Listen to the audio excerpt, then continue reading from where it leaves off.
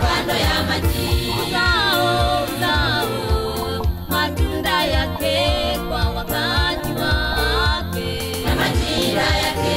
Naye atakuwa kama mti uliopandwa Kando ya maji. Uzao matunda yake kwa wakati wake na majira yake.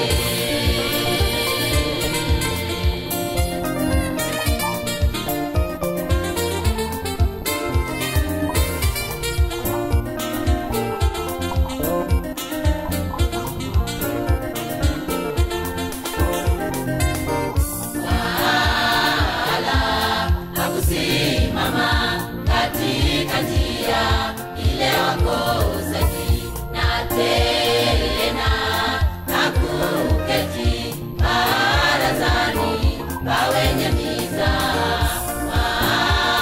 Wala hakusimama katika njia ile wakosaji, na tena hakuketi barazani pa wenye mizaa.